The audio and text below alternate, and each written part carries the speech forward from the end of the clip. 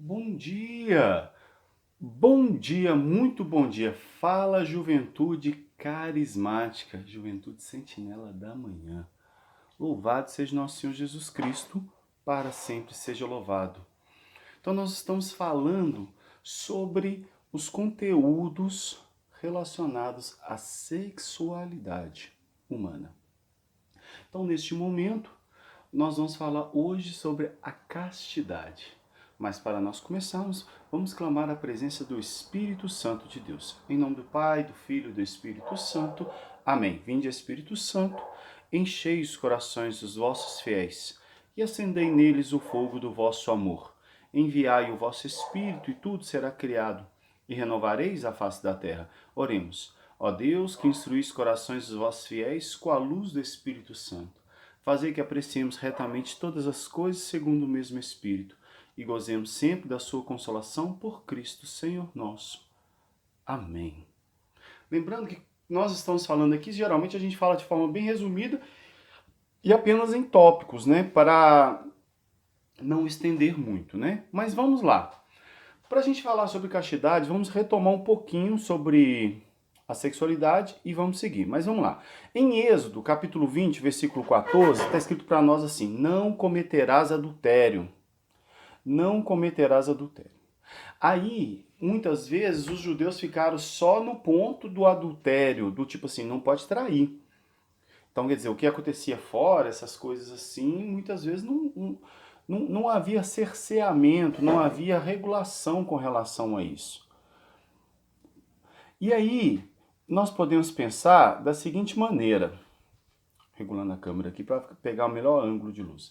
E aí nós podemos pensar da seguinte maneira, lá em Mateus capítulo 5, versículo 27 seguinte, está escrito assim, o Senhor Jesus disse, ouviste o que foi dito, não cometerás adultério. Eu, porém, vos digo, todo aquele que olha para uma mulher com desejo libidinoso, já cometeu adultério com ela em seu olhar, em seu coração, perdão. Vou deixar aí, daqui a pouquinho a gente retoma essas duas passagens. Lá na Familiares Consórcio, Deus é amor e vive em si mesmo, um mistério de comunhão pessoal e amor. Criando-a à sua imagem, Deus inscreve na humanidade do homem e da mulher a vocação e, assim, a capacidade e a responsabilidade do amor e da comunhão. Então a igreja subtende e conclui que não é somente o adultério, mas toda uma pureza. No Catecismo da Igreja Católica, nos parágrafos, nos canos 2332 a 2333, né, 2332 a 2333, está escrito para nós assim: a sexualidade afeta todos os aspectos da pessoa humana, em sua unidade de corpo e alma. Diz respeito particularmente à afetividade, capacidade de amar e, de uma maneira mais geral, a aptidão a criar vínculos de comunhão com os outros. Cabe a cada um, homem e mulher, reconhecer e aceitar sua identidade sexual, a diferença e a complementariedade físicas, morais e espirituais estão orientadas para os bens do casamento e para o desabrochar da vida familiar. A harmonia do casal e da sociedade depende em parte da maneira como se vivem entre os sexos, a complementariedade, a necessidade e o apoio mútuos. Então, como lemos lá no início, Jesus veio restaurar a criação na pureza de sua origem. O apelo evidente fica lá em Mateus, capítulo 19, versículo 14, onde o Senhor apela para no princípio. E aí nasce para nós o conselho evangélico da castidade, da pureza, de estar em graça nessa área e nesse segmento da vida, estar puro. Mas para isso nós precisamos primeiro definir o que é castidade. No mesmo catecismo da Igreja Católica, no cano 2337 diz para nós assim: a castidade significa a integração correta da sexualidade na pessoa e, com isso, a unidade interior do homem em seu ser corporal e espiritual. A sexualidade, na qual se exprime a pertença do homem ao mundo corporal e biológico, torna-se pessoal e verdadeiramente humana quando é integrada na relação da pessoa, na doação mútua integral e temporalmente ilimitada do homem e da mulher. A virtude da castidade comporta, portanto, a integridade da pessoa e a integralidade da doação. Como assim, Giovanni? Eu vou falar um pouquinho mais sobre essa integridade da pessoa e integralidade da doação daqui a pouquinho. Mas primeiro vamos com outra definição da castidade no cano 2345. A castidade é uma virtude moral. Ela é uma virtude moral, é uma virtude. Mas é também um dom de Deus, ou seja, Deus coloca em nós uma graça, um fruto da obra espiritual. É um fruto do Espírito Santo. Se a gente ler lá em Gálatas, capítulo 5, 22 e seguintes, é listado como fruto do Espírito Santo. Então o Espírito Santo concede o dom de imitar a pureza de Cristo a aquele que foi regenerado pela água do batismo. Então, é o próprio Espírito Santo que dá essa graça, que dá essa capacidade. Então, é uma virtude, mas também é um fruto. Quando fala dom, não está listado entre os 7 dons, nem sequer entre os 12 carismáticos. Mas quer dizer que é uma graça gerada e é gratuita pelo próprio Espírito Santo. Já no cano 2395, diz para nós: a castidade significa a integração da sexualidade na pessoa, inclui a aprendizagem do domínio pessoal, é promessa de imortalidade. Então a castidade ela traz toda essa integração, faz de nós seres íntegros, inteiros, puros como Cristo é puro. Puros, como Adão e Eva foram criados puros.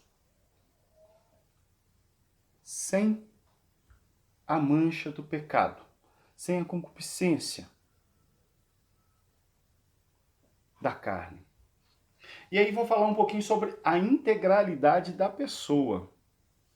Na Gaudium et Spes, diz assim para nós: a dignidade do homem exige que ele possa agir de acordo com a opção consciente e livre, isto é, movido e levado por convicção pessoal e não por força de um impulso interno, cego ou debaixo de mera coação externa.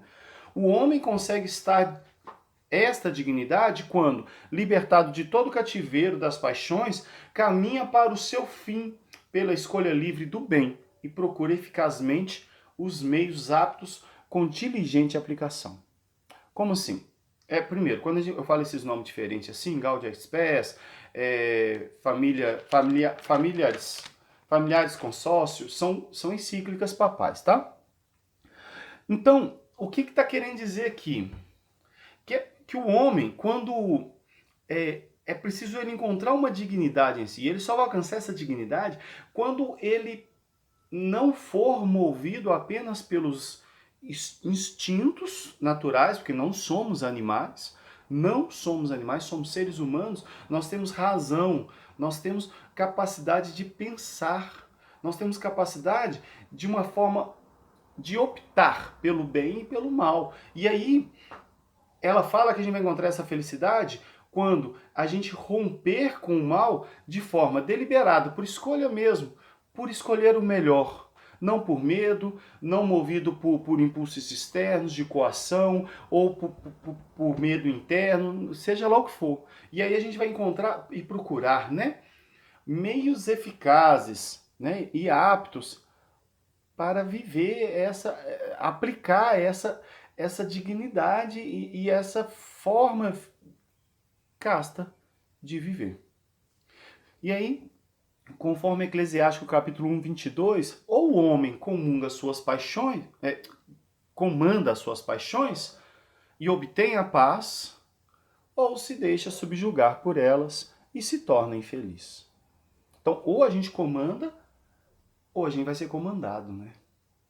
A virtude da castidade é comandada pela virtude cardeal da temperança. Depois nós vamos ter um vídeo só sobre virtudes. Que tem em vista fazer depender da razão as paixões e os apetites da sensibilidade humana. O que é a temperança? É eu poder escolher. É eu ser capaz de escolher. A castidade é um processo de crescimento que passa por graus, né? Marcados pela imperfeição e muitas vezes até mesmo pelo pecado. A gente vai aprendendo e a gente vai construindo. É preciso a gente se motivar nessa construção para alcançar, porque somente assim a gente vai conseguir encontrar a integridade da pessoa.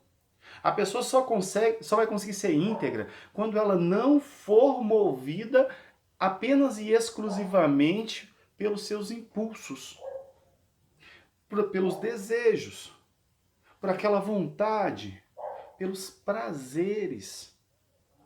É preciso que a gente vença neste campo para que a gente encontre uma complementariedade nisso tudo.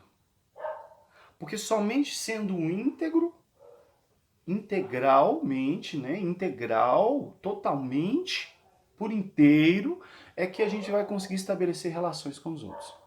Aí daqui a pouquinho eu vou continuar o vídeo e nós vamos falar sobre a integralidade da doação de si mesmo. Então, a integralidade da doação de si mesmo. A gente pensando, o ser está integrado em si, né? Tem a integridade da própria pessoa. A partir daí a gente começa a pensar numa doação de si mesmo. Então, a gente vai começar pensando que a castidade, ela sozinha, ela não vai funcionar exatamente assim, se ela estiver de uma forma apenas individualizada. Então, a caridade é a forma de todas as virtudes. Já falei, depois nós vamos fazer um vídeo só sobre as virtudes. Então, influenciada por ela, a castidade aparece como uma escola de doação da pessoa. Ou seja, eu me torno casto para que eu possa me doar, para que eu possa ser melhor para as pessoas à minha volta. Então, o domínio de si mesmo está ordenado para a doação de si mesmo. Então, a castidade leva aquele que a pratica a tornar-se para o próximo uma testemunha da fidelidade e da ternura de Deus. Olha a dimensão da castidade. Ou seja, quando você se torna casto, puro, você se torna testemunho para o outro, porque você consegue se doar por inteiro para ele, assim como Deus é inteiro para nós. A castidade, ela desabrocha na amizade e conduz à comunhão espiritual. Então, ela vai ser cada vez mais forte na vida de amizade, uma vivência da amizade. Quanto mais eu estabeleço a relação de amizade, mais facilmente eu consigo me manter casto. Mas lembre-se, eu tenho que dar passos. Porque se eu entrar para uma amizade e não quiser a castidade, aí de fato, infelizmente, a tendência é só piorar. Então, é preciso nós termos em mente isso. E se a pessoa deseja o mesmo objetivo que nós. Depois eu vou falar um pouquinho sobre essas amizades. Não hoje, mas depois, quando nós falarmos um pouquinho mais sobre a castidade nos próximos vídeos. Então, existem diversas formas da castidade. Como assim, Giovanni? Uai, primeiro, nós temos que ter em mente que todo batizado é chamado a castidade. Por quê? Porque o cristão se vestiu de Cristo. E Cristo é casto. Cristo foi puro. Ele é puro. Aí os casados são convidados a viver a castidade conjugal. Ou seja, viver a castidade no matrimônio. Não é? Ordenando os seus apetites. Não fazendo o outro de objeto. Não fazendo do outro meramente um meio para um prazer físico. Né? Já os solteiros, os celibatários, são chamados a viver a castidade na continência. O que é continência? Não fazer sexo. Não se masturbar, enfim. Depois nós vamos falar como a gente quebra a castidade. Mas é viver nessa continência. Chama-se continência. Ou seja, se guardando. A palavra continência significa guardar. Ou seja, se guardando. O solteiro, que está preparando para se casar, ele se guarda para outra pessoa, para viver na integridade o seu matrimônio. Já o celibatário, ele se guarda para Cristo, para viver na plenitude dos tempos aquilo que já vive aqui na terra. Depois nós vamos falar sobre isso também. E aí eu até mostrei para vocês há mais tempo que eu estava lendo o Tratado da Castidade, e aí eu trouxe sobre a excelência da castidade, que Santo Afonso Maria Ligório traz para nós. Lá em Eclesiástico, capítulo 6, 20, ao 26, versículo 20, diz para nós assim: não há peso para pesar o valor de uma alma casta. Não há com que comparar, cara. Deus ama a castidade, Deus ama a pureza.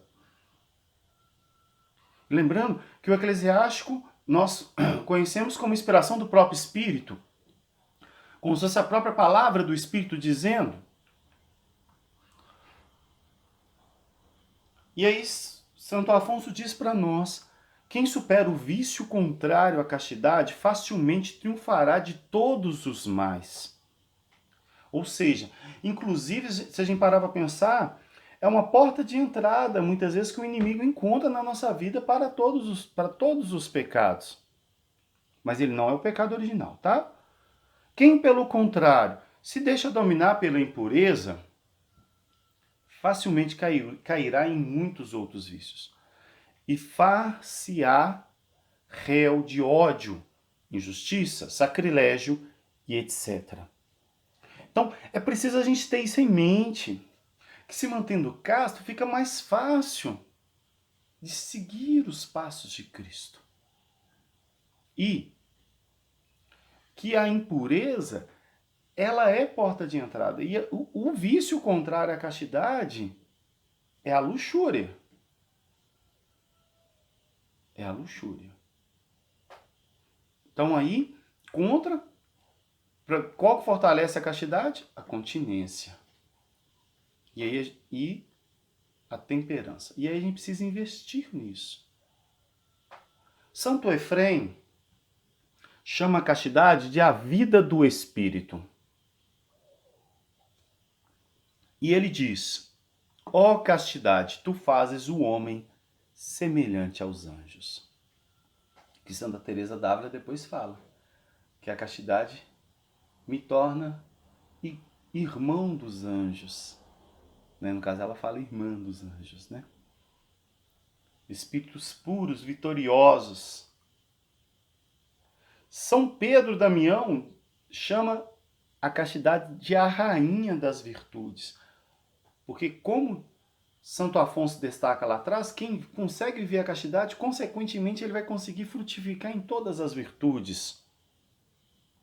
Já São Basílio diz assim: a castidade torna o homem semelhante ao próprio Deus, que é um puro espírito. Lembra? A castidade tem como objetivo nos tornar semelhante ao próprio Cristo, ao Senhor, que é Deus.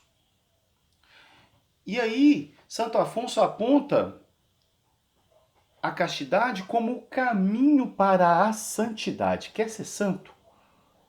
Busque a castidade. Por que muitas vezes o escândalo de quebra da castidade, do voto de castidade, do celibato, lá dos sacerdotes, dos religiosos, se escandaliza tanto? Por quê?